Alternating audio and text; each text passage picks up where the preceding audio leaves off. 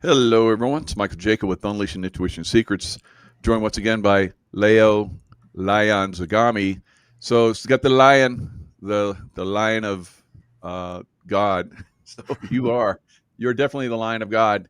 So bringing out the truth with the amazing series, you know, Confessions of Illuminati, uh, 12-book series, and now we've ventured into new territory. So the new territory, you number one bestseller again, uh, the rise and fall of a Frankist monster, exposing Jeffrey Epstein and the most powerful Jewish sect in the world. So you did an article, very interesting article, on the Sabbatean Frankist. Soros gave millions to support Mamdani, and now they will ruin New York City. So thanks for coming on again, Leo. Thank you for having me on, and I must thank also all the people who are appreciating this book and making it number one in several sections on Amazon.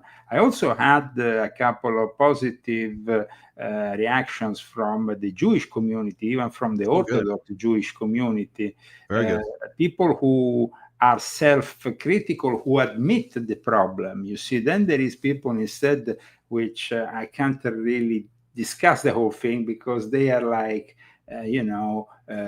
either demanding more evidence or saying that basically it's not only the Sabbatean Frankists who are the cause of all ills in Israel or in the Jewish community.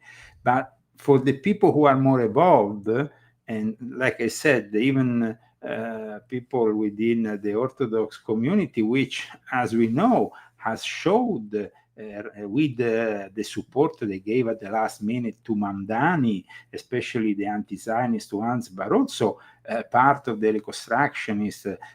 We have seen basically the Jewish community, which should have feared the anti-Semitism of Zoran Mamdani, suddenly capitulating to it. And then we have the Sabbatean Frankists per excellence.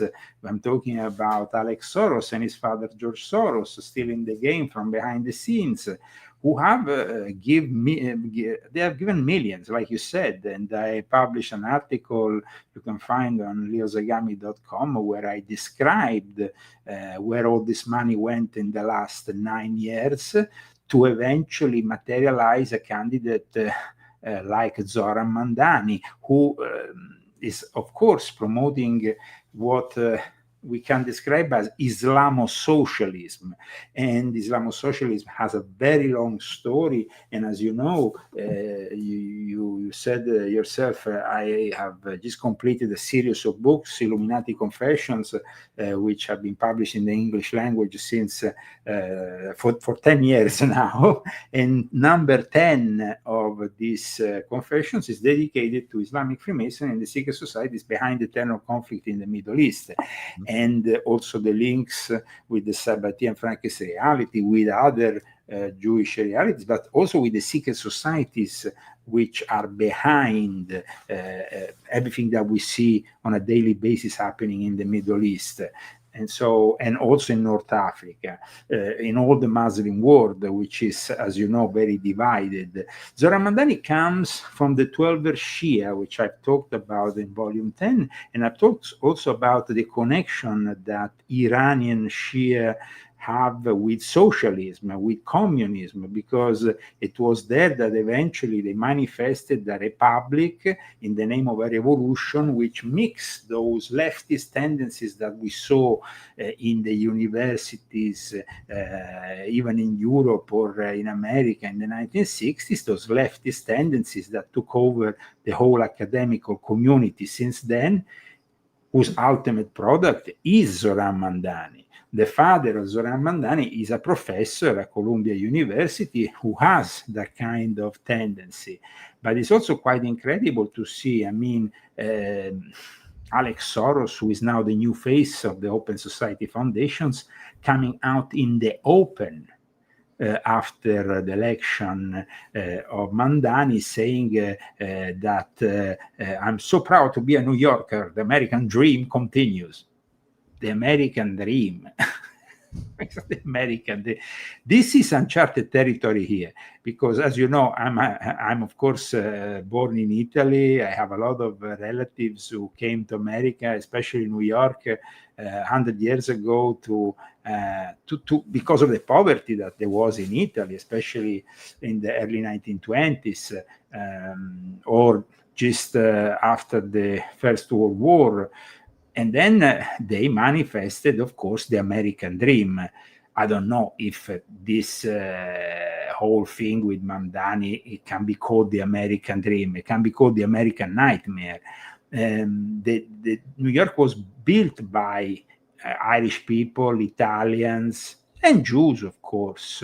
But this is the first time we see advancing what I have discussed also in volume 10, those 6 million, almost 6 million Jews that are now populating the United States of America. Now, they need to be integrated, but we know that there is already signs that are not very good, especially with Dearborn, Michigan, what happened before Halloween, when they were about to prepare a terrorist attack. Fortunately, they were stopped.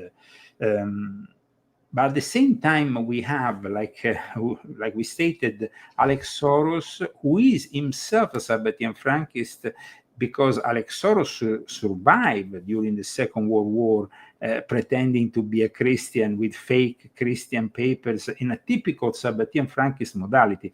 Let's not forget that in my new book, it's a unique book because I offer an insight into the milieu surrounding Jeffrey Epstein, and in this milieu we have all sorts of people.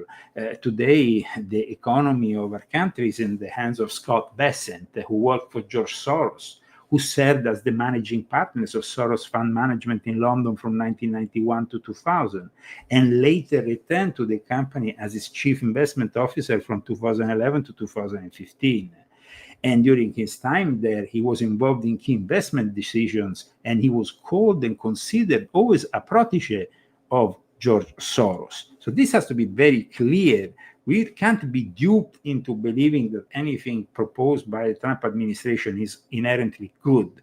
We need to watch everything with a critical perspective, especially after what has happened in the last few months with the Epstein case and the massive cover-up, which is not specifically because Trump has done something wrong himself, like I explain also in this book. It has nothing to do with Trump, because Trump, in the sense of his criminal actions, they never have been demonstrated or even questioned by Virginia Giuffre, for example, and other witnesses.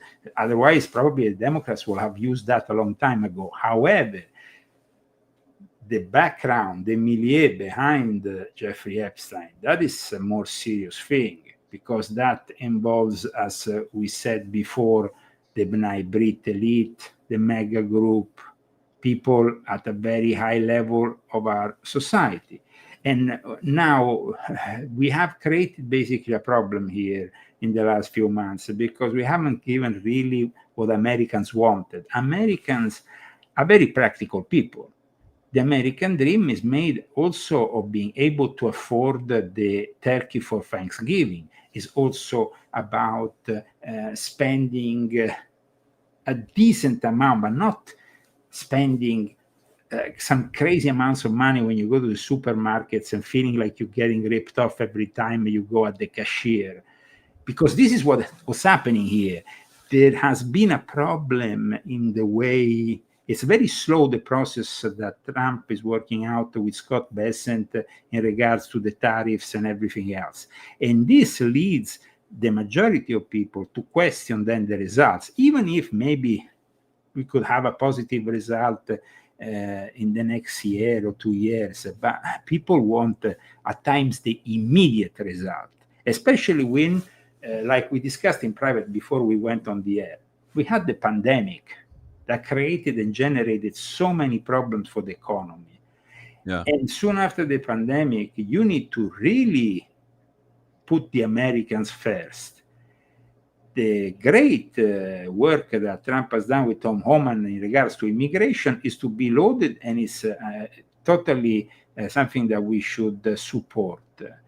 But the problem is you can't also, like we said in the other show, you can't really put into discussion the so-called Obama subsidiaries or any support to the system that is giving millions of Americans the possibility of sustaining a decent medical assurance. Yeah. So, well, another thing like we talked about was in Seattle, there's a mayor's race that's up in the air. So Katie Wilson, who is an avowed communist, is looking like she's going to get it because they're doing the mail-in ballots. The Democrats love the mail-in ballots because they cheat on them. And so she's gaining day by day. She's gaining on Bruce Harrell, who's the incumbent, and won initially, but the mail-in ballots are coming in now. So we may have communists on both coasts here pretty soon. And no, but it is, you see, it is really sad to see that this might trigger a reaction in every big city, because we already have this trend for many decades that main cities in the United States are in the hands of the Democratic Party. Now that the Democratic Party is shifting to the left, that even Nancy Pelosi is leaving because she's scared for her own. She has done so many deals that made her rich during her career. She entered politics with 150,000. She exited with over 200 and whatever million, almost 300. And that is incredible and demonstrates how corrupt are these people. Insider trading, of course, accepting money from the various lobbies and all kinds of things that in the end compromise anybody who goes to Washington. So I always had the great belief that bringing a billionaire in the White House would be a good thing because it's more difficult to corrupt. But the problem is that the system, like we discussed earlier, is corrupt to the core. So politics in itself doesn't seem to have the solutions anymore. And this is really where the communists creep in, and now they have the Islamo-socialism, because it's not only communism here that is creeping in. It's something that needs to be a little bit explained, let's say, because otherwise we might have some misunderstanding. I mean, Zoran Mandani is the product of a long tradition. Here we are talking, first of all, of a member of the Democratic Socialists of America, which are themselves already at the extreme, okay? Bernie Sanders, for example, who is a typical secularized Jew, Sabbatean, Frankist kind of guy, is not even officially a member, but he is inspirational for them, and in fact, he seems to be very much inclined to support that direction, and he's been for years. But why is this direction working out for them, and why they might win the midterm elections? Simply because they are saying, how much money do you have in your pocket? How much are you paying for your rent? Are you able to afford a new car? No. So that's it. You need to put us back in power. And that is the problem here. You understand, Michael? It's like, so Zoran Mandani, a guy who we will never have imagined having even a remote possibility a year ago, when in the polls he was 1%. I mean, it was ridiculous.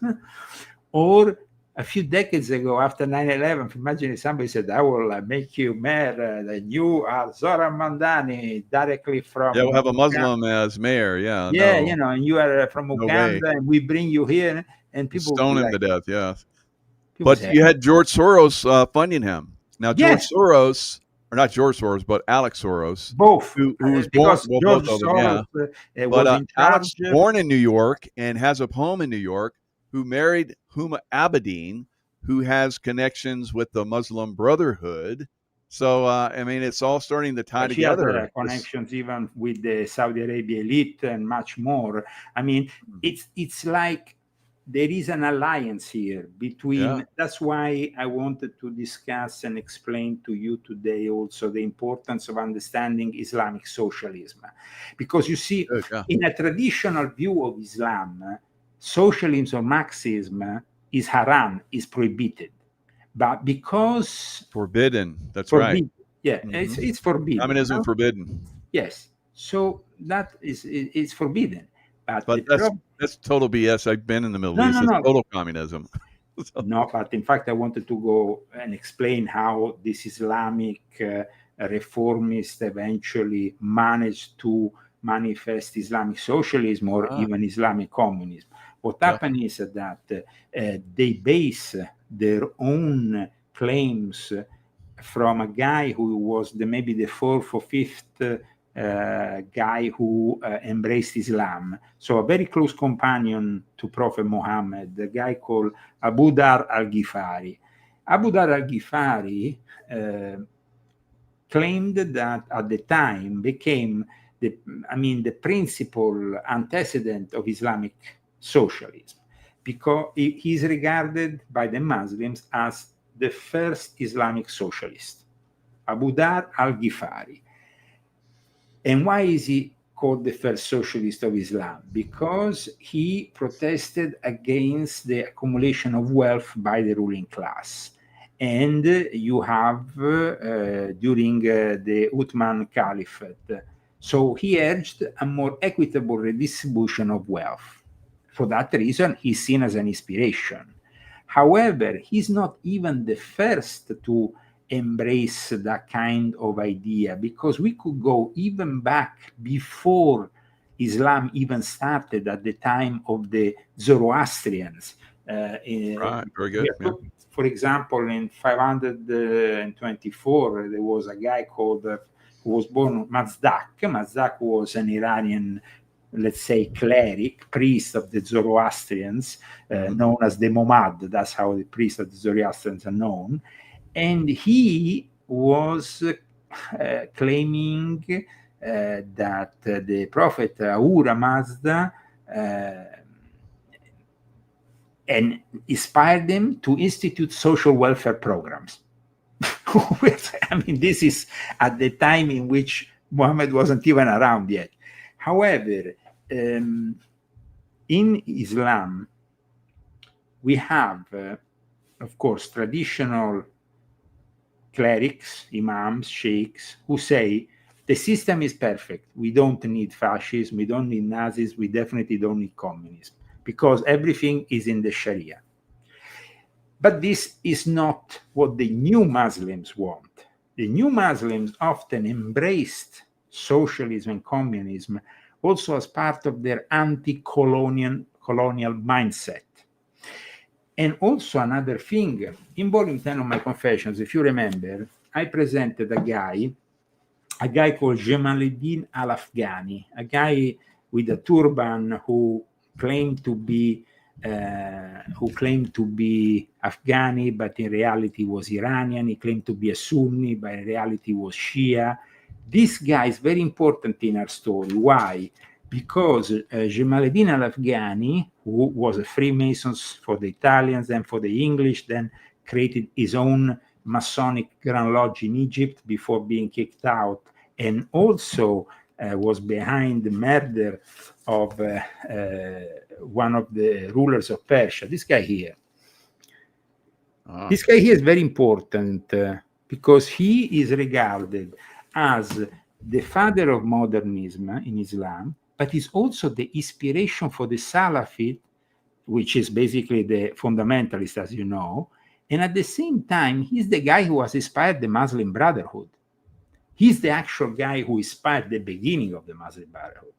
So the Muslim Brotherhood in Egypt becomes then entrenched of these ideas, leftist ideas, Marxist ideas mixed with Islam. And that is, of course, in the Sunni world. In the Shia world, things are even more extreme and even more quick in manifesting. Let's say that between the 1920s and the 1930s, in Iran, we start having the first groups that are, we had basically a movement known as the movement of God-worshipping socialists. God-worshipping socialists. Only in Iran they could come up with such bullshit. But in any case, What happened is that at the Tehran University, especially the Faculty of Engineering, has always been the place where they started to oppose the Shah. You know that at one point the CIA and the English intelligence participated and supported the Shah, the Pahlavi dynasty with the coup d'etat in the early 50s. That I also discuss in volume 10, because that coup d'etat was also involving the support of this mysterious Cairo Lodge. In any case, at that point, instead of getting rid of the problem became even more, let's say that in the 1950s, they started to really embrace, apart from the fact that they, of course, were inspired by people, even in the Sunni world, like Jamaluddin al-Afghani, because in the end, Jamaluddin al-Afghani was a Muslim Illuminati and he was actually a Shia. But they started to embrace a guy called Ali Sharati. Ali Sharati is a very important guy. I want to show you the image of this guy, because this guy will become, he dies actually in 1977, so not yet when the revolution starts, but without him, we would not have had a revolution in Iran. This is his image, Ali Sharati. And Ali Sharati has an incredible story, because when he was actually starting to foment the students and stuff, the Iranian secret police, of course, made him a visit, and he was kicked ass. But then what he did, he went to Paris, just like Khomeini. And in Paris, he actually achieved something important, because he was obtaining I think a PhD there. I mean, he was he took a degree from one of the most prestigious universities in Paris. He was a man, definitely a man of culture. But what happens is that he was the guy who then will inspire, he's called the most influential Iranian intellectual of the 20th century, or at least one of the most influential. I'm talking about him, Michael, because you have to understand the socio-cultural, religious background of Zoran Mamdani. And the father of Zoran Mamdani was very much inspired by Ali Shariati. And so these figures need to be understood in order to understand what is coming to America. Because you see, when the leftists supported what eventually manifested with the Shia clerics and Khomeini, I don't think they had an idea of what they were about to unleash. Because once the revolution in Iran exploded, the Shah had to leave the country and everything else. I talk very much in detail about it, as you know, in volume 10. Mm-hmm. At that point, these fundamentalists, who I don't think really appreciated the whole Karl Marx leftist ideology more than the Sharia, they actually started institute, then the Pasdaran, the whole show became very much fundamentalist. So yes, they took elements of that leftist ideology of Ali Shariati, but then after is a little bit like, I present myself as a socialist like Mamdani, but then after I bring you the jihad, I bring you the rule of the Sharia, I bring you everything. So it's the two faces here. And Mamdani comes from the Shia world, so it's very important for us to understand. Ali Sharati was inspired, like we said, from Jamaluddin al-Afghani, from Sir Allama Muhammad, but also by Sigmund Freud. So Sigmund Freud wasn't a Muslim. He was actually a secular, a Jew, Sabbatian Frankist in a way, no? So, and of course, we have a guy like Sigmund Freud who becomes influential through this guy. He becomes influential in the actual world of the Shia Muslims. But it's not the first time. If you read volume 10, I explained that Shia Muslims were born out of a guy called Saba, who was an Erev Rav, who was a Jewish person. So even before the Sabbatai and Frankists, we have the Erev Rav, which we have discussed other times, the ones who followed Moses into the desert and into the promised land. So, and they were not necessarily Jews, they were magicians, occultists at the court of the Pharaoh. So here we have Zoran Mamdani, who is bringing you through the support also of the Schwarz, because Soros is known as Soros, but his surname is Schwarz, and Schatz actually, Schwarz, sorry. And this surname that he doesn't use anymore is the clue to understand his background. And the way that we understand his background is to go back to through the family ancestry, and it's what I've done in my new book, as you know.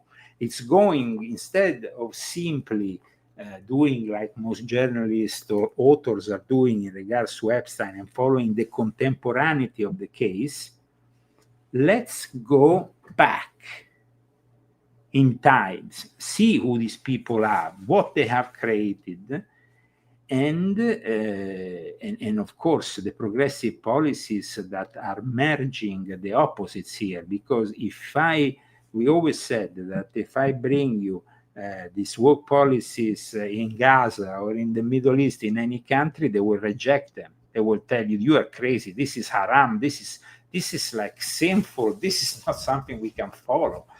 And so only in the West we find this really unholy alliance, I will claim, I would say today it's an unholy alliance if you think about it. Because Zoran Mamdani claims to be a practicing Shia Muslim. At the same time, he is also socialist. And like I said, these two things not always go together. Now, yeah, there's a Communist Control Act of 1954. Sorry? And in this, the Communist Control Act of 1954, I'll share the screen. No. But then after, what happened was we had the Ba'ath Party in Iraq, in Syria. The Ba'ath Party, we have the Palestinian Front for Liberation. Of course, this is, this is the moment in which in Iran, they were attempting a coup d'etat against the Shah that was stopped already. You see, the coup d'etat that was stopped in Iran in the 1950s is very important for us today, because what happened in Iran in 1953 was simply stopping something. There was, of course, also all these anti-colonialist groups that mixed elements of Islam and communism. They also had a direct connection, not only, but also with the Soviet Union. The Communist Party of the United States is a reality. And of course, it was subject to an internal security act. We had McCarthyism at the time. We had the threat of communism that was stopped by the FBI. And people still to this day, all these leftists, Jimmy Kimmel style, they think that there was an exaggeration, to do things like going and arresting or interrogating film directors or actors because they were too communist. But the reality is that at the time, cinema was much more than what it is now. Cinema was a major element of propaganda. There has always been an office of the Ministry of the Pentagon in Hollywood, as you know. And every single film that passes through Hollywood, if it was a film that touched on war themes, had to be sanctioned by this office. That will also provide tanks or other things if you needed them when you are filming, just like, I don't know, Tom Cruise, Top Gun, if you need, a bunch of jets or whatever. Think about it. The last Top Gun of Tom Cruise was simply predictive programming about the attack on Iran. Yep. So there's a big push right now to deport Mamdani. Because they're saying that he... Forget about the impossible. Let's think about the possible. let's think about how socialism has not worked in Islam, because it's not the first. I mean, I understand what you mean. It's very important that we address the fact that there will be a bunch of Republicans saying, okay, we want to send Mamdani back to his own country. It's never going to happen. Forget about it. It's just the same old distraction. We need to focus. I know. It's like these guys talk, but they never do any action. It's like, me and you tend to focus more on the real issues. Now, you have been a man of action also with your missions abroad. You know very well that another socialist Muslim was Muhammad Gaddafi, who wrote the Green Book. The Green Book was inspired by the Red Book of Mao Zedong. It wasn't as well written because he was a little bit more, let's say, of a Bedouin or whatever he was. He was a little bit more modest culturally. But that book gives you the basic tenets of Islamic socialism. Then we had other people, and what happened to Gaddafi? He was overthrown and killed in a ditch there, wherever, I mean, brutally. Another person who was pushing the socialist element was Ben Ali. Ben Ali in Tunisia. Ben Ali, who died in 2019, who was protected until the end by the people who, of course, always, but he came into power with the Tunisian revolution.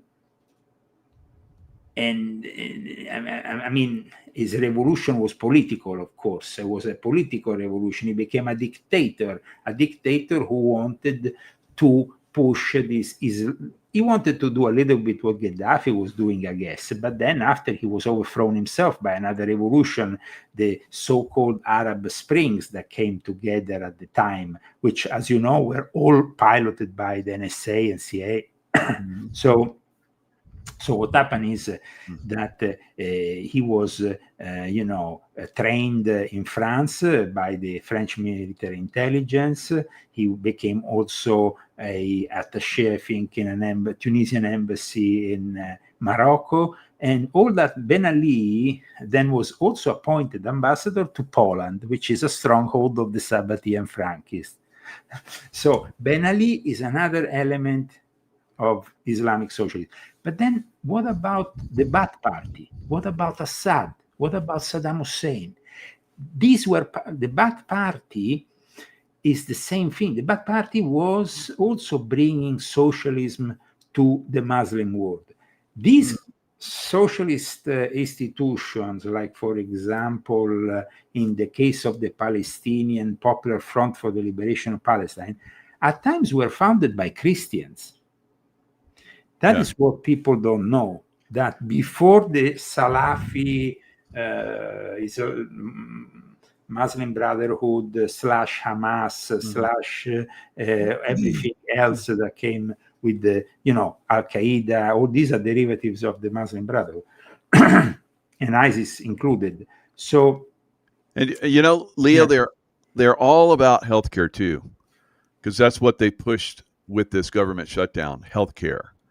And being all around the Middle East, it was all about healthcare, always about healthcare. Of course, the Muslim Brotherhood, took over Egypt for about a year or so, and Hillary Clinton, Obama, and Huma Abedin were all involved in that. Right, Obama even delivered the speech. That riot in Benghazi, and the ambassador was killed. They said it was a riot. No, it was basically some really bad hombres that came in there and took him out. So, of course. And of course, Hillary is like, we came, Veni Vidi Vici, we came, we saw, we killed him. So, and that was all. Wow. A lot of rubbish. The best country in the Middle East at the time. They took it down. Because you have to understand that in the end, I was, I witnessed many Italians who suffered injustice by Gaddafi because in the early 70s and stuff. I mean, the Libyans, Libya was a colony of Italy. And at one point, they were all kicked out of the country. Their properties were confiscated. And it was a massive injustice. At the same time, though, he kind of mixed these elements of socialism and Islam in a way that he could put together all these tribes who are fiercely fighting against each other to this day in Libya, but also in Iraq. Iraq is almost like the Ba'ath Party, or what happened with Gaddafi, which wasn't the Ba'ath Party, but was a similar kind of attempt to unify what is impossible to unify with the religion, with an element, a political element. Assad, for example, Assad stabilized the Assad family, the father and him, they stabilized Syria for many decades. And Syria is not only Islamic people of one kind. You have the Alevi, you have the Christians, you have now a bunch of minorities which are getting killed by the new face of Syria, which is a former ISIS or Al-Qaeda leader. Right. So wow, who is coming to the White House? I mean, things that really it's crazy. I know, right? But you know, the Libyan-born Roman emperor Severus. When I was in Libya, the Roman ruins there are unbelievable. They're the best in the world. They were completely covered up by sand. They built new ports and everything, and then of course Rome fell and it got sanded over. And they were Gaddafi was. Well, I mean, it was the cleaned them up and was getting ready to bring in the world to look at it. I got to see it. I was like, wow. No, because you see, there was for many, the Phoenicians were based there. I mean, the ancient populations that predate Islam were waging war against the Romans, and we know that the wars were very intense. So in the end, when the Romans vindicated themselves, they actually put salt on those cities aside from burning them, so nothing could grow any longer there. They were like completely covered with salt. So once they defeated Hannibal, it was all over. So so that was the moment, I mean, the history of probably the world will have changed if Hannibal and the Carthaginian army will have actually arrived in Rome with their elephants, and the whole show will have probably triggered a massive change in the way the Western world will have developed. Well, Hannibal almost he marched all the way to the gates of Rome and then backed off, and then it went downhill from there. He probably could have taken Rome, but for whatever reason, he backed down. So I mean, something happened. Yeah. We know that the characteristics of Rome at times are not only the characteristic of the military, but also we know that Rome, for example, wasn't the real name of the city. The real name of the city was kept between a closed bunch of high priests who never revealed it because it was linked to the god protector of Rome, Mars. So it was Amor, the rose of Mars. And this couldn't be revealed. And in reality, because they thought that the moment you know the real name of a city, you can then work with the god who protects that city to get that city to come into the Roman Empire fold. So there was a very complex game that the Illuminati of the time were playing, and they were very much believing in this kind of things. We know that the Carthaginians definitely had their forces very much, I mean, and then after the Punic War, after everything that happened, let's not forget that the whole of North Africa became the place where, like I explained in volume 10, we had the Fatimid, which were Shia Islam, who conquered Egypt, conquered all of North Africa. They arrived and conquered basically, but then these Fatimids no longer exist as a branch of Islam, which is quite strange, They gave birth to other branches of the Shia Islam, including the Ashashins that helped the Knights Templar. But at the same time, it was the Sunni with Saladin who conquered and arrived. And at that point, the Pope was like, we need to intervene here. And the Crusades kicked off at a major level because of the Sunni, not because of the Shia. The Shia Islamic forces, the Fatimid in particular, they always kind of found a way to deal with Rome. But the Sunni were more. So in any case, we have today in London, Sadiq Khan. Sadiq Khan is the mayor that a lot of people say, has ruined in a way what used to be one of the financial capitals of the world. London still, to some extent, tries to be.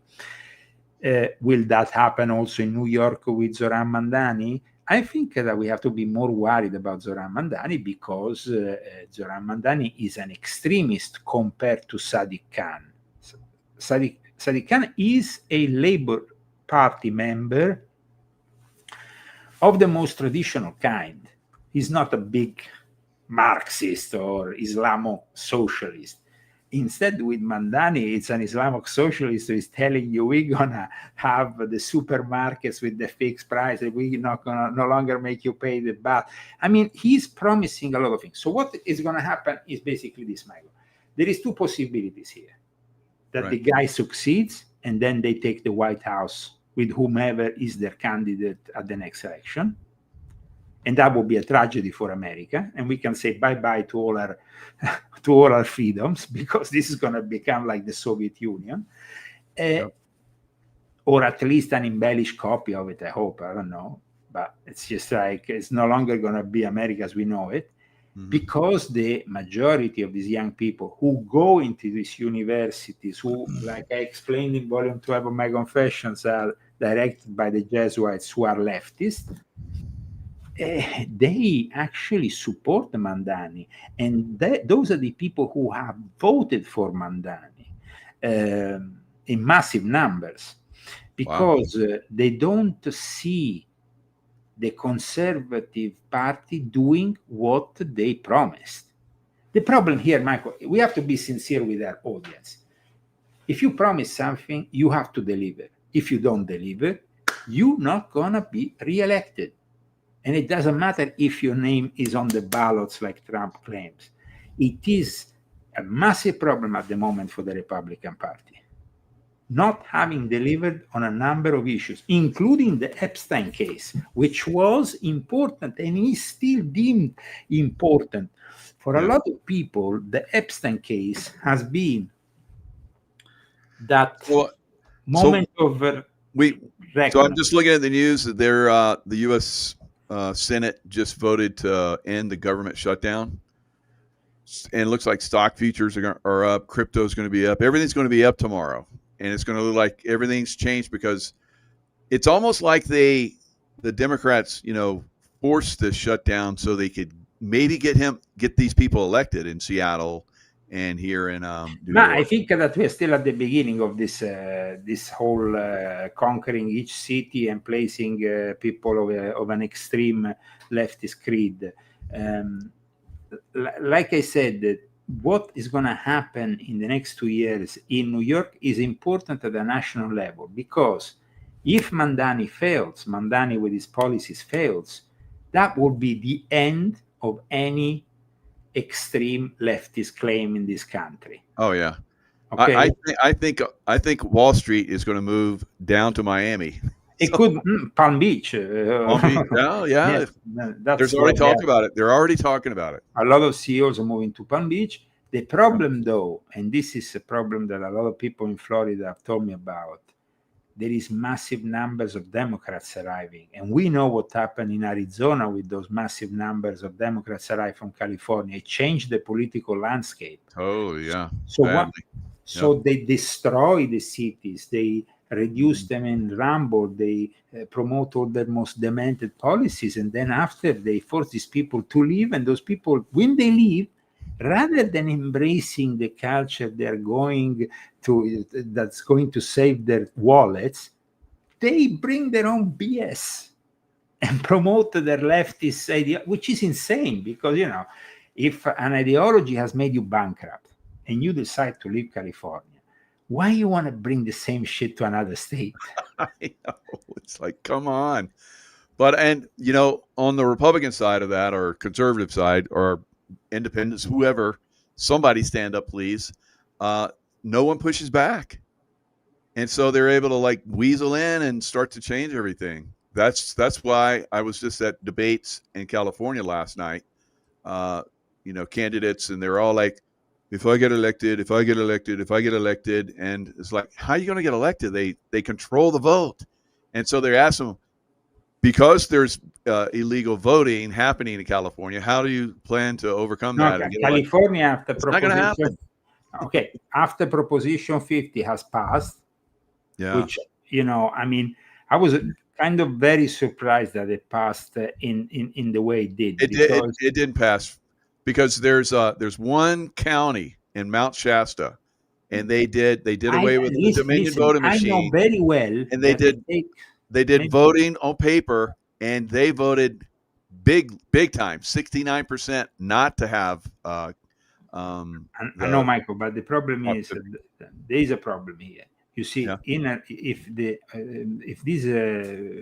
if this polling was, let's say, call it polling, how you want to call it, this voting on Proposition 50, which I also did, put a big fat no. But it will, in a normal world, take at least a month to get all the votes from the various counties in a regular way. How is it? They had the election set, and they already knew that Proposition 51 and that Newsom was a big hero. This is insane. It's rigged. The whole thing is rigged. Yeah, they knew right after. Now, when this interesting, the numbers, because we know the Illuminati numbers. So when the voting ended, supposedly 1 second after, the Proposition 50 was approved by 66.6%. Yeah. Eventually, they changed it to like 63 or something, but initially it was 66.6%. The number of the same thing with Gavin Newsom. When Gavin Newsom, Newsom looks like his vote, like when they came in and tried to kick him out, he won the vote by 66.6. I mean, he looks like the main protagonist of Omen 3. I mean, the guy looks like he's the Antichrist impersonified. I mean, and he's definitely one of the biggest candidates that we have after Obama. That Obama now, has to pass on the torch of the Antichrist to somebody else. I think that Newsom is the ideal. Of course, we have also Prince William on the other side of the Atlantic. But having said that, California is completely rigged now. And after Proposition 50, that's it. It's finished. Finito. There is no way that we can ever claim anything politically correct in this state any longer. And it is with great sadness that I say that, because when we, and I personally also participated in Coachella to help Trump and getting elected, and here the Republicans really were very much, and of course we have Chad Bianco, who is still a great possibility if he miraculously managed to get elected. That will change the day, because Chad Bianco is a great sheriff here in Riverside County. However, the problem is that it's rigged. It's rigged to the core. I mean, this is the home of the Bohemian Club in San Francisco. Even the GOP. Huh? So I've supported candidates in California, and the GOP basically didn't fund that candidate who was the favorite candidate. They're rhinos. They're rhinos. And they put all the money into a guy that was not going to win. And so that guy didn't win. So it's totally rigged. Listen, there was a very big, important Republican meeting when I remember I wasn't yet American, but they invited me, and it was here in I think in Rancho Mirage or somewhere. And then I spoke with some people I know, and they told me, Leo, but it's just rhinos. Don't even bother. It's just rhinos. So it's just like the whole thing is rigged. Right. They said, no, but there is a couple of Trump's sons who are going there. Yeah, but the whole thing is rigged, these rhinos. So we have to really understand that. I mean, and we have Ken Calvert, that is from a very important family. I talk about the Calverts even in volume 12 of my Confessions, because historically they're important. So, I mean, the system is rigged. Either you're a Democrat or a Republican. In order to get to Washington, you need millions of dollars. You cannot simply candidate Michael Jaco and say, I want to bring Michael Jaco in Congress. You have to have a guy who comes to Michael Jaco and say, here is 100 million. Now you can play your card. But that it's means not like you or I can go in and say, hey, we want to it can't happen. You got to have all this money. It's But totally remember rigged. this: who is giving the money? And then you follow Exactly. the money, and you arrive to the friends of Jeffrey Epstein. And then that is, and then that's why, in the end, Trump, even if he's not criminally liable because he hasn't gone with a minor, he might have gone with a bunch of ladies. He might have enjoyed the women like we all do. But Trump might have never gone with a minor. However, because the people, a lot of people who finance him, who help him, who are in charge of the big, elite. Because if we go into the mega group, which we have discussed the other time, in the mega group, you have people who are inherently very important. I mean, like Ronald Lauder, Estee Lauder. I mean, we are talking about the cosmetics company with more money than ever. Yeah. If that guy can keep $1 billion, I'm gonna. These people have money, and so I think that the problem here is that, in theory, I'm saying in theory, not in practice, because communism in practice doesn't work. And this is what I remember a very dear friend of mine in Russia told me. I was at the time talking with this guy, and he said, Leo, and he was a GRU officer. So he had been working between Syria and Iraq as for the GRU, which is the Russian military intelligence. He said, communism in practice never works. And that's why the Soviet Union was ditched and the whole system was ditched. Because when you put in practice communism, it doesn't work. If you give the same salary to the doctor and the guy who is digging the thing, and what incentive does the doctor have? What incentive? So, I mean, communism, I'm talking communism the Soviet way, not the way that they're doing now in China, which is a different way, It's actually an hybrid form of communism because they are taking a lot of characteristics of capitalism and integrating them in the system. Of course, a very controlled form of capitalism, meaning that all the main companies are all under the control of the state. But in the Soviet Union, it was about real communism. And real communism doesn't encourage the human being to make progress. Because what kind of progress you want to make when you are not, when everybody is getting the same money, even the guy who has not, who doesn't work as much as you, who doesn't think as much as you, who has done many less studies than you. So the problem when it comes down to the Islamic world, when, for example, we had with the Palestinians, if you remember, we had the creation of the Marxist-Leninist Popular Front for the Liberation of Palestine.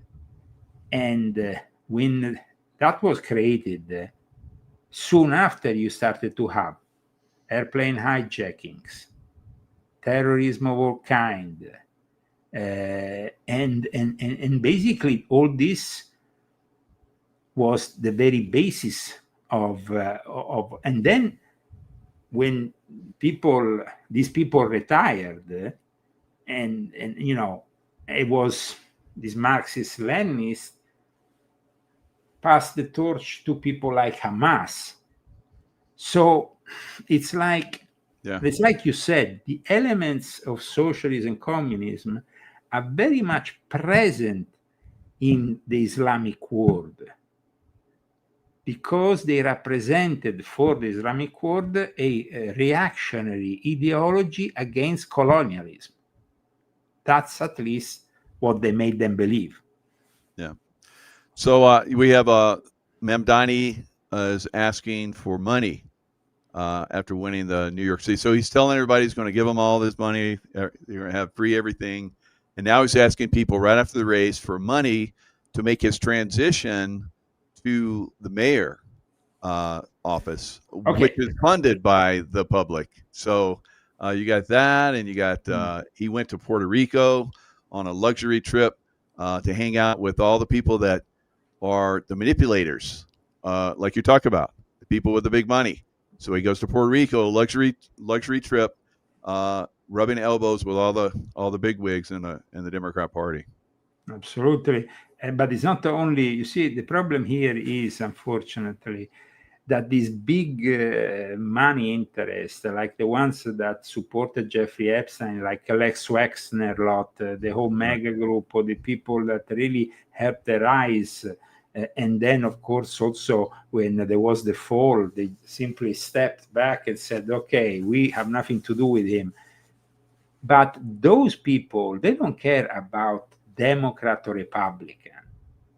Anybody who is, they have controlled every single president of both parties forever, since the very foundation, since the moment in which we have Truman on the phone with Ben Gurion. I mean, it's just like we are linked to this politics that nowadays are very much criticized. AIPAC, the fact that there is this extreme influence of Israel in the American politics. But it's not a question of Israel, it's a question of money. These are people with companies, these are people with cash. And unfortunately, cash rules. It seems like we don't have a real democracy here.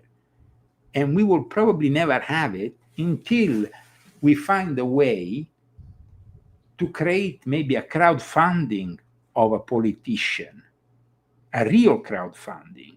Right. Because the crowdfunding politician could really be the man of the people.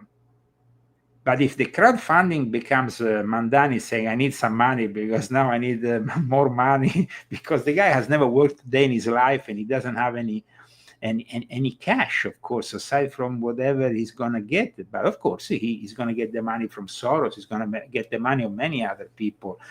Don't think that Mamdani, even for a second, is going to run out of money. The problem is finding the money for what he wants to propose to the people of New York, what he's actually claiming he will do for the people of New York. Meaning the free buses, meaning the supermarkets with the fixed price, meaning suddenly the rents that will be blocked to a certain price, fixed price in the rents. These things cost money. Yeah. And every time the socialists / communists take power, they leave debt, an immense amount of debt, because yes, they, of course, everything is proposed, When the Soviet Union ended up, they were literally bankrupt to the core. Right. I went there in the middle of the 90s. I went there. I was there for over a month the first time I went there. And it was simply like, apart from people were shooting themselves in the street like it was the Wild West. The people from the KGB suddenly became mafiosi. The people, you went to the supermarkets, they would sell you a Perrier bottle of water for $20 or something from the West for prices that were like, of course, not affordable for any normal Russian people. I remember Levi's jeans, they were like being shipped over there and they were paying like crazy amounts of money for them. But there were people who were, I remember because I was a record producer at the time, there were people who were importing clandestinely through Finland records into Russia, and they would put them in the back of a Ferrari. And then there were all these records, and then they would sell them in Russia. I mean, just to give you an idea, but this Wild West was the period in which Vladimir Putin made his name in St. Petersburg. And so in St. Petersburg, he really started to manifest his political characteristics, because before that, he was obviously simply an intelligence officer in charge, of course, of the KGB in Eastern Germany, which was one of the most important posts for the KGB. But I tell you, the fact that socialists create disasters, well, that was the biggest disaster ever. There were lines for potatoes, lines for anything. Yeah. People, this is what happens with socialism and communism. So I want to stress this because a lot of young people who are now giving their support to Mamdani and probably to the other candidates you show me from Seattle and many other candidates that are going to emerge from the Democratic Party who are now tending to become more and more entrenched with extreme leftist ideology, they have never lived the Cold War. They don't know what the Cold War was, and they don't even know how the Cold War ended. But you, Michael, were there. You remember how it was at the end of the Cold War. I do, yeah. Yeah, I remember the lines like you're talking about. And America started shipping wheat to Russia so they wouldn't starve. So, I mean, we're talking about starvation. So I don't think that Mamdani is going to manage to have success. But the future of the Democratic Party and the future of the White House depends, unfortunately, on the Mamdani experiment. That's how it is. Because if the Mamdani experiments fails, then, of course, all the people who back him, from Alexandria Ocasio-Cortez to Bernie Sanders, we haven't really heard so much endorsement from Governor Newsom. Newsom is like this kind of guy who still is staying into the center left. He doesn't want to move to the extreme left yet. But he's such a political opportunist that soon, we're going to see Newsom and his hairstyle suddenly merging with some more Marxist kind of. However, the whole thing is, remember, we are going towards the biggest revolution ever, which is the technological revolution of the AI and robotics. So this kind of ideology that gives you, the social welfare, that gives you the money where you need it when you don't have a job, might become more and more successful. How many jobs have people lost in the last few months because of the AI and robotics? And this is only the beginning. So the problem here is that the Republicans or anybody who wants to offer an alternative needs to think about that as the priority over everything else. Please show me what you were showing a moment ago, Michael. Yes, person is, yes, a lot of people losing faith, inflation high, seniors struggling, buying groceries, gas prices have not gone down. What's happening? I'm hanging on, but I see many struggling. So like you were mentioning before, that's how the communists get in, because there's high inflation. And it's hard for people to, survive and make ends meet. But, this basically was when Trump left office, everything was booming. And then over the last 4 years, the communists pretty much under the Biden administration. Yeah, but then Trump didn't give. Yeah, but Michael, Trump should have made policies different that will immediately impact the people, especially after the crisis we had with Biden and with the pandemic. Yeah. He has not done that because maybe he wanted to overachieve through the tariffs, something that is very difficult to achieve. I don't know. It's like a situation that eventually brings, unfortunately, a whole party into disrepute, because nobody's going to vote for the Republicans if there is. Yeah, we're really looking like we're going to probably have another stock market boom and bust, just like we did but in 2000. Who earns the money in the stock market today? You and me? No. So I mean, the manipulators, they're gonna do it. They're gonna make more money. So we go back to Soros. We go back to the people, the great manipulators, and they will be making more and more and more money. And the poor. So do you think that Trump should start arresting them? In an ideal world, but in a practical, real world, the swamp is still very much in charge, and any attempt to drain it has not really worked out. It's almost like, because once you are in that office, you find yourself with the gun on your head and the military industrial complex on one side pharmaceutical industry on the other, all these people wanting a piece of the cake and telling you, we have, we are the stakeholders here, not you. You are a temporary presence in the White House. We own it. So it's almost like the White House is a place where people go in and out for rent, and then after you have but you have a landlord, and the landlord is like, no, I'm sorry. Okay. We're in a tough position because unless things turn around, then they're going to get worse. And Trump administration, or whoever's going to take over after, well, there won't be anybody taking over after Trump leaves. Because the Democrats will come back in, and then we'll be completely, like you talked about, a communist country again. But it's not only it's not a question of communism only, because we have this Islamic element that merges with communism. We saw that Islam is very versatile. During the Second World War, it merged with National Socialism. It actually, you saw the Grand Mufti of Jerusalem together with Adolf Hitler. And so that was like, then you have, of course, the elements of communism, Islamo-communism or Islamo-socialism that we discussed up until now.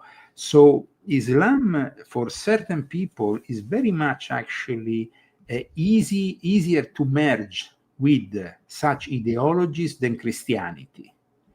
And it is, of course, a complete takeover once you have in the Biden era let into this country millions of people who we don't know who they are really. And yes, it's true that Tom Homan is kicking some of them out, but how many millions are still here? And how many millions of those people are Muslim? And those people, in any case, are already implementing Sharia law in their own cities around the United States of America. Here in California, we have 500,000 Muslims. There is 300,000 in Texas. There is also a large number in Michigan, in New York. So things have really, it's like in the aftermath of 9/11,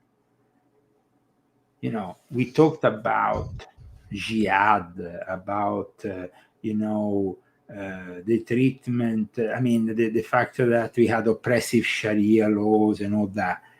But what is happening now is an even more insidious thing, because like you said, Alex Soros is together with Huma Aberdeen, together united by progressive values, a Sabbatean Frankist. And let's not forget another thing that I explained in this book. Shabbatai Zevi, which religion did he convert to? Islam in 1666. Oh my God. And then from that moment onwards, the Dome infiltrated every single Islamic situation in the Middle East. So then, 100 years later, Jaco Frank came along and said, okay, let's franchise this in another part of the world and bring it to the more Christian side with Poland, Podolia. Podolia had briefly been a century earlier of the Ottoman Empire, but in reality at the time, then it was back into the firm hands of the Christians. We had the Orthodox, we had the Catholics, and he offered this new crypto-Judeo transformation in which he brought a bunch of Jewish converts to the Catholic world and started to infiltrate the aristocracy. And the result is then you have, and the Rothschilds then, of course, finance the wars and become richer and richer and powerful and more powerful. But behind everything, like we stated before, is the Sabbatean Frankist banking cartel. So to actually, and what is the Vatican doing today? The Vatican is not talking about the Christians dying in Nigeria, not even once mentioned ever. Wow. But if you kill a Muslim, be sure that Pope Leo XIV is going to come out of there on St. Peter's Square and say, this is an injustice and they are brothers. And yeah, but the Christians. So this whole system is rigged, and we have Alex Soros, who the moment he was nominated by the father, the first thing he does is going with Bill Clinton to visit Pope Francis the Jesuit. I mean, so it's obvious that these people are really making a mockery and using instrumentary religion. One thing that I learned from studying the modernists of Islam, like Jamaluddin al-Afghani, is that Jamaluddin al-Afghani knew exactly the limits of Islam, but he used this religion. He didn't believe in it. Yeah. So, I mean, what we're seeing, I've seen this before in the past. When the billionaires get behind something, it's coming. And so I remember talking to people, and they were telling me, Mike, they're backing transgenderism, and all the billionaires, the Apple Club, the corporations and everything. I knew people in those that would go to these events. So they're like, yeah, they're backing transgenderism. Before it was homosexuality, now it's transgenderism. And so we've seen transgenderism come out, over the last several years. So with Soros marrying Huma Abedin, we're seeing, and with Mamdani, we're seeing they're backing the Muslims. The billionaires are backing the Muslims. So the Muslims are going to come in. The Muslims that are now very much inclined into merging the elements of communism.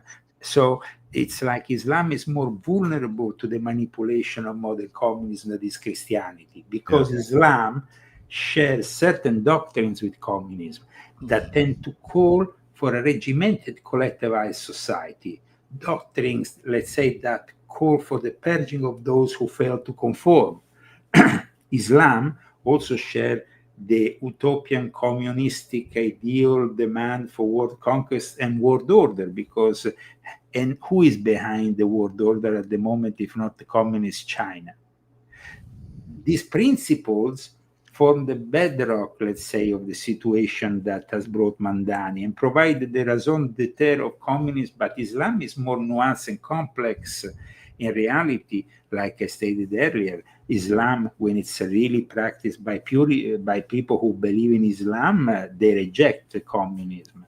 So while there should be no backing away from a vigorous critique of the dark side of Islam and Islamic doctrines, there nevertheless, I think, remains an Islamic social order that maintains the rudiments of divinely inspired law, but Muslims are in this moment are also pushed by the Sabbatean Frankists that are like present, for example, in the Hasidic community. I wrote an article, as you know, and I cited the fact that one of the last endorsement to Mamdani was given by the Hasidic community and by those in the Hasidic community that have this sect that is called I think they have a name, the Satmar. The Satmar are this Yiddish, in Yiddish, it's a group of Hasidic Judaism, and they are very much into anti-Zionism in a way. There is actually Jews who are anti-Zionist. But what I wanted to discuss with you today, because I've discussed it earlier on with the member of the Hasidic community who praised my book, is the fact that a lot of people were duped into believing the tenets of religious Zionism. As I explain in this book, Zionism is a geopolitical and political scheme, not really a religious one, though it was always aligned with political, it aligned with religious goals, maybe the Puritans, and then, of course, they fomented the father of Sabbatai Zevi, and Sabbatai Zevi manifested as the Messiah. Then this became the basis for Zionism that manifested later on also thanks to the Anglican Church and Freemasonry in England and British Israelism. But the thing is that we have to understand that Mamdani was embraced by these Hasidic Jews who the normal folk doesn't know that these guys are a sect that is divided by the other Hasidic Jews. But the Hasidic Jews in general were born out of a rabbi who died because of Shabbatai Zevi. Shabbatai Zevi and the heresy of the Sabbatian Frankists created an adverse reaction that then created that movement which now we call Hasidism.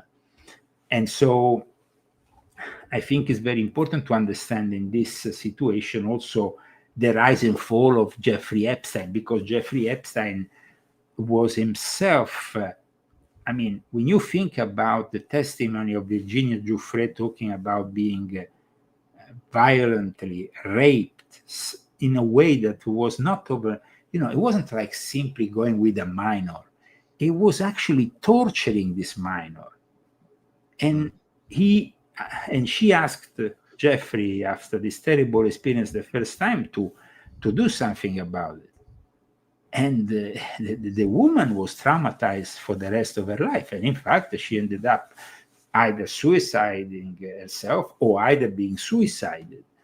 But in any case, Virginia Giuffre was a victim, and the victims are many. So when you're saying, it's a democratic hoax, that is the beginning for me of a major disappointment with Trump. Because I really spent many years of my life endorsing Trump. But you can't say that this is a democratic hoax. There is victims there.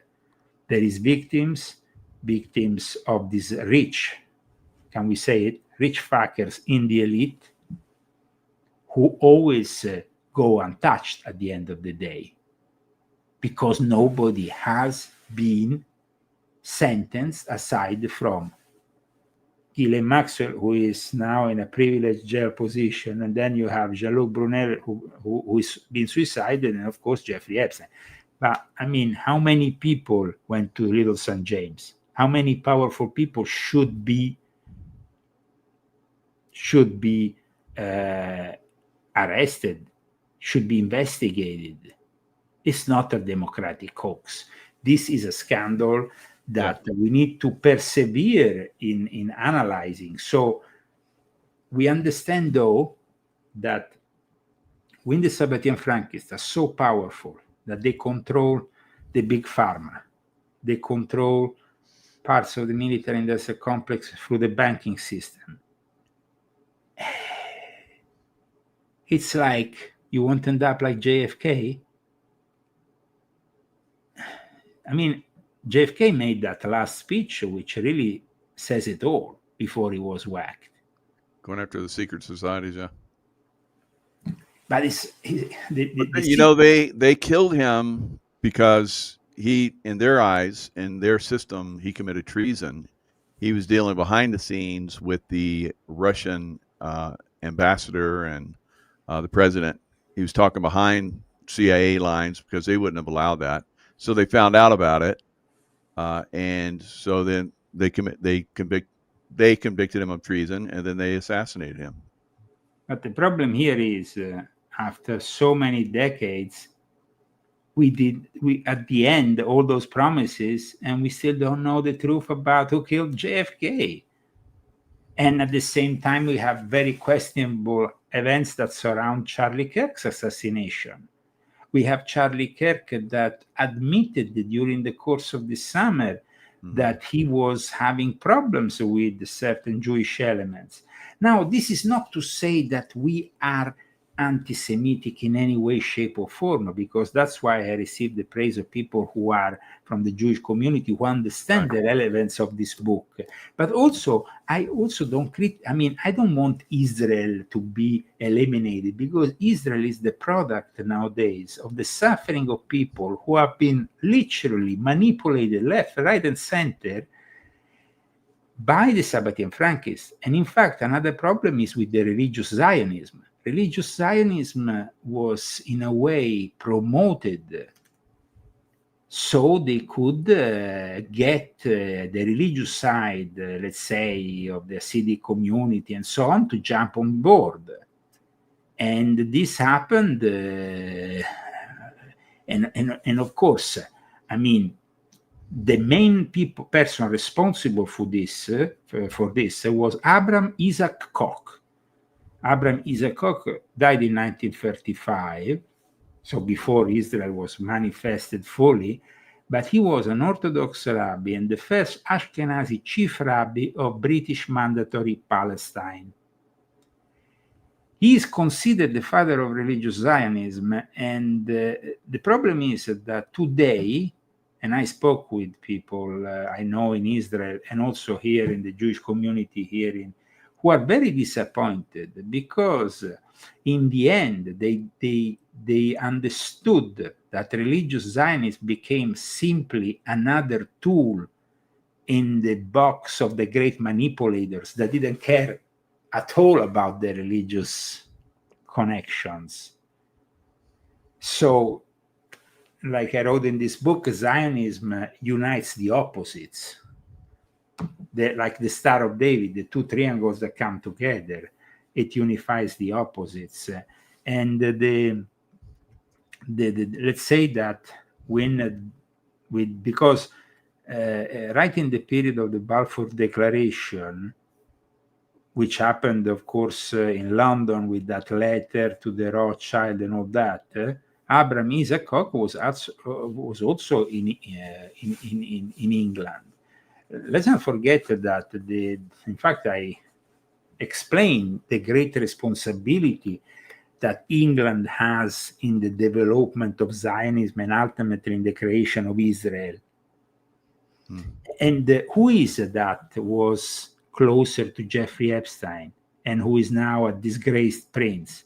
Prince Andrew. And Prince Andrew is simply an elite member which you can't question. Yes, you can take away his titles, this and that and all the other, but in the end, I will never believe in a million years that the guy will be called by Congress to answer questions here in the United States. I don't think so. I think so let's talk about this one. We talked about it before the show. So in other shows, you talked about how the Jesuits came in to China and influenced China and so forth. And now we have Chinese influence coming into America on a massive scale. We had Seattle with the Wuhan flu. It started in Seattle. Right now, probably tomorrow, we're going to have a communist that's going to win the mayor seat for Seattle. And we have the same thing in New York, where was another blow up of the Wuhan flu as well. Trump sent in the ships, the Mercy ships or whatever, the naval, hospital ships. They were never used. He sent it, I think, to L.A. and sent it to, New York because it was all a hoax. There was really no big, death rates and anything like that. So the communist influence from China, is there some kind of connection there as well? Well, of course. In fact, once I spoke with this guy from Turkish intelligence. I was in Norway, and he told me that the only people allowed to deal with drugs in mainland China were the Mossad. Wow. And I was kind of like, I said, what? Yeah, Trump has talked about how in China they if they catch you dealing drugs, they kill you the same day. But apparently this guy said... unless you're Mossad, I guess. Unless you were Mossad. And why is that? Because apparently there was some, dealings also that went on there. I mean, when you're talking about, very well, black ops within the intelligence, how they are funded with drug money. And so, so the whole thing is kind of goes back to that. We have in this current situation in China the legacy of the Jesuits, but also we have the legacy of the Sabbatean Frankists. In fact, Linda Rothschild, who is a friend of Epstein, who then married into the Rothschild family, or the Rothschild family itself, they're considered heroes in China. I remember once I read an article and I was in disbelief. They had published a book about the history of the Rothschilds in China, and I think it was the Rothschild with her husband, now deceased, I think what's his name, Ed, who went and presented the book, and there were lines and lines of people. Chinese wanted to know everything about the Rothschild. They were simply like, wow, enthused by the whole thing. So this gives you an idea that and you know that 20%, who owns 20% of the Bank of China? It's Rothschild? Yeah, of course. Wow. So here we are talking about the one of the most important Sabbatean Frankist families. Nowadays, Linda Rothschild is getting rid of The Economist. The Economist, you know who's buying The Economist? Like I explained in this book, is the new heir to the Sabbatean Frankist sect, John Elkann. John Elkann, who was with the Juventus soccer team in the Oval Office in May. This gentleman here. Wow. And wow, you just tied it all together. Sabbatean Franks again in China, in the United States, in Michael, Islam. It's very, I tell you the trick. I tell you the trick so you can always get it right. It's always the same protagonist. Is the banking cartel and the Sabbatean Frankists, the spiritual of the Jesuits and the Vatican, and these two rule the world. And the rest is kind of comes down from this pyramid of power. And then wow, very good. Once you understand that, you just start to look for the connections. Yeah. Wow. Yeah.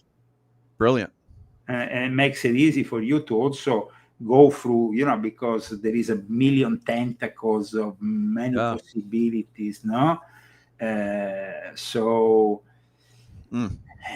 think it is very important for people to understand that today, like I explained in the introduction of this book, and I will never say it enough, we are in front of a big dilemma, because the moment in which if we ever reveal the whole truth about Epstein, it's not about the political party, it's about the whole system, like we said, crumbling down. So this is something that will make us weak. And who will take advantage of the whole thing? China. Then China, though, who is really ruling China? Who has created Shanghai? And then, and I explained this in volume 12 of my Confessions when I talk about the Jesuits in China.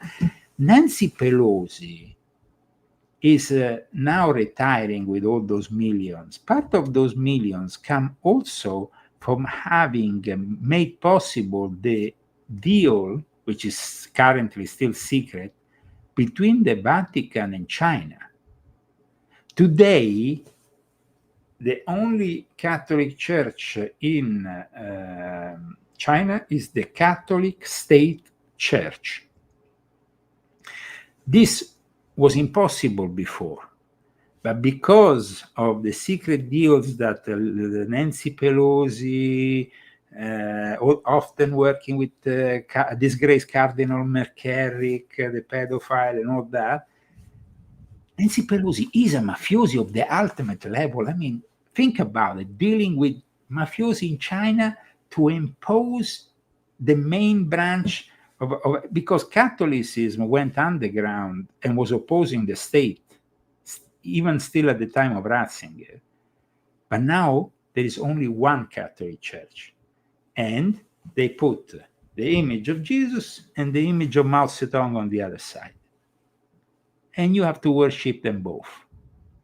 That is catto-communism. And the same thing ultimately might happen with Islam. The fact that Islam doesn't have all the images like in the Catholic tradition makes it even more easy because, there is no images of saints and stuff. But once you have all these new Muslims that embrace because I saw it myself. And I tell you, Michael, it was over 20 years ago that for the first time I opened the newspaper. I was in Norway, and I read about Islamo-communism, about the fact that they were merging these two aspects. And today, Scandinavia is in the hands of the Islamo-communist, Islamo-socialist. Wow. Yeah. So thank you so much for having me once again here. And I think we have given once again a great analysis for our viewers in this incredible 90 minutes. Absolutely. Thank you, Leo. And the description box has all the links for Leo, so definitely check Absolutely. those out. I think that for today's show, refer to this book, my latest, The Rise and Fall of Frankist Monster, as well as Volume 10, which is about Islam also. So it's very pertinent, of Volume 12 about the Jesuits. But these are the books that, of course, we have cited information from during the course of this show. And thank you for having me on once again, Michael. God bless you. God bless all you. the wonderful audience. Thanks, Leo. Thanks.